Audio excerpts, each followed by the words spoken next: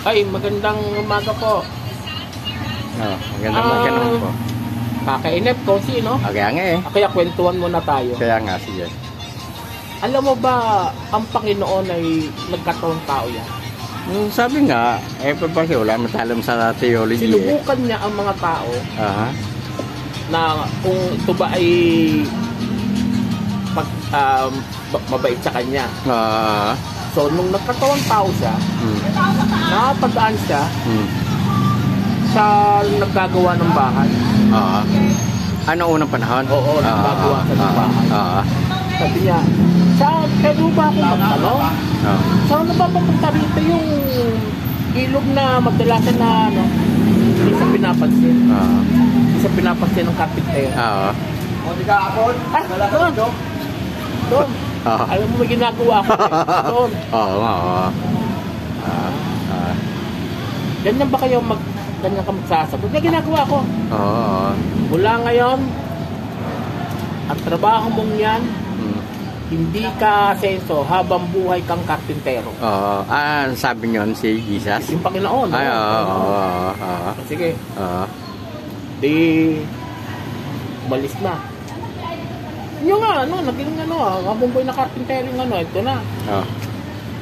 Napadako sa ngayon dun sa ng mga sa mangingisda. Sa mangingisda. Bahay ko magtanong, tama ba dito yung tinatawag nilang ng ilog? Ako pa tatanungin mo. Ay, sabi ng mangingisda? Sabi ng mangingisda. Ako pa tatanungin mo. Ang dami-dami mong doon ka na. Tinaboy Tinaboy. Ganyan kayo ganyan kapal. Kwentol pa dyan?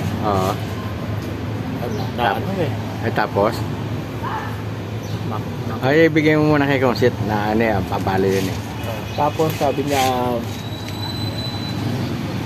mula ngayon, sabi niya, ganyan ang mga mula ngayon, habang buhay kang mangingisda. Habang buhay ka na lang mangingisda. Di, alis na naman siya. Sa pangatlo, nagluluto naman. Nagluluto ng mga pagkain. Tinanong niya, saan ba dito yung anuhan ng mga ilog, yung madalas paliguan? Sabi, ano ba naman kayo? Ang dami din pagtatanong. Ako pa pinagtatanong. Doon, basta doon. Nasabi uli niya yung Panginoon. Tinuro pala. Doon, basta doon. Tuwanin mo. Paglayin mo. Saan po, basta doon. Ikaw pala, ganyan pala kayong mga tao. Wala ngayon, habang buhay ka magluluto na lang. Wala kang gagawin kundi magluto lang. Ito na yung pang-apat. Mangingino. Pinuntahan niya ngayon. Mga iho, saan mo ba? Hindi ka man na. Upo muna kayo dahil kayo pawis na pawis eh. Sabi na nagiinom? Sabi na nagiinom. Pinopo. Yung Panginoon tapos? Ito po yung tubig. Uminom po kayo.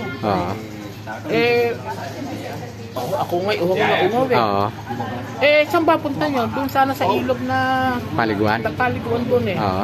Ay, tinawag si Domeng. Sama mo si tatay. Sama mo.